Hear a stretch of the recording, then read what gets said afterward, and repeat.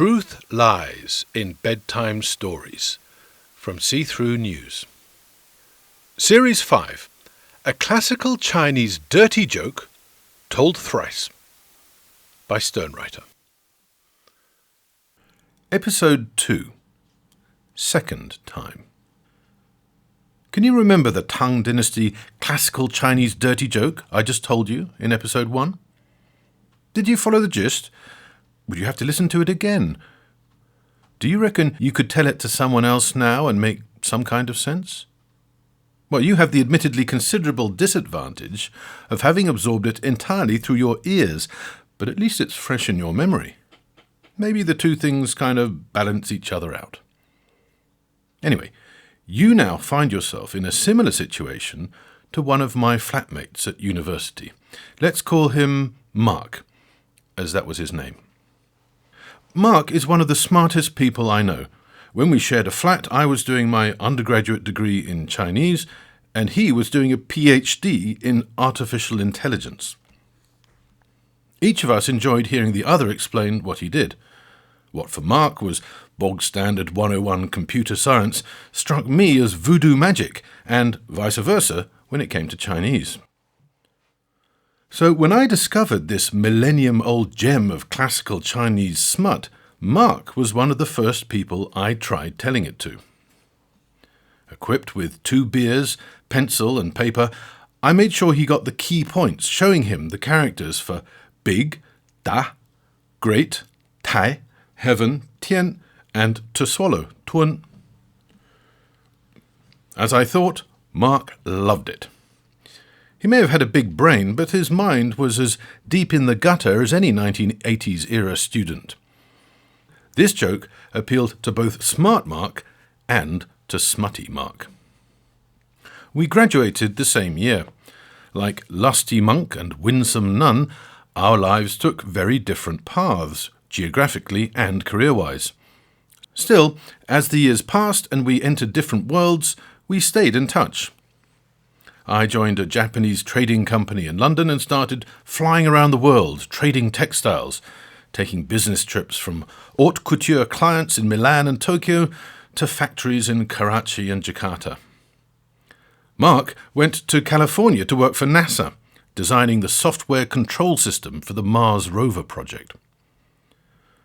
That was about as far as my understanding of the technicalities of his job went, but as he'd tell me when our paths would cross, or we'd speak on the phone, his job wasn't all bleeding-edge high-tech and staring at screens.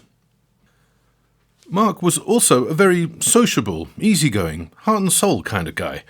Character traits not, shall we say, shared by everyone in the computer science community. Consequently, he was often asked to take visiting delegations on tours of his NASA facility and to entertain them in the evenings. Once, there was a delegation from the Chinese space program. Now, this was still the 1980s, so this was a very unusual visit. China had only just allowed its own citizens to buy a train ticket to another province without an internal visa, and the Chinese space program was in its infancy, only just reaching out to the rest of the world. Mark was delegated to take this delegation. A day taking a dozen Chinese space scientists around NASA had done little to deepen personal ties. None of them spoke English, so all communication went via their earnest but clearly very nervous interpreter. The delegation all wore pins of Mao Zedong and Deng Xiaoping on the lapels of their ill-fitting suits, which still bore labels on their cuffs. The interpreter passed on their serious questions, and they took solemn notes of his translations of Mark's answers. You'll meet few more personable people than Mark, who has an easy, familiar manner and a natural curiosity about just about everything and everyone. But even he was finding this chore very, very hard going.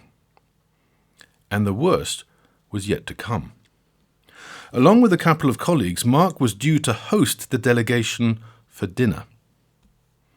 Sitting around a big table at a fancy restaurant did nothing to lighten the mood. Quite the opposite. Mark did his best to engage the po-faced Chinese delegation, but As the meal progressed, the conversation became more and more stilted and sporadic.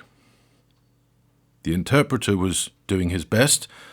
Mark's colleagues, outnumbered and awkward, were no help at all, and Mark was running out of ideas. The silences between conversational damp squibs grew longer and longer. Ordering dessert had provided a decent little canter, but no one had said a word for a couple of minutes. Everyone was staring at the table in front of them, willing their orders to arrive so they could all escape this torture. The restaurant, however, was busy, and the silence was getting exquisitely painful.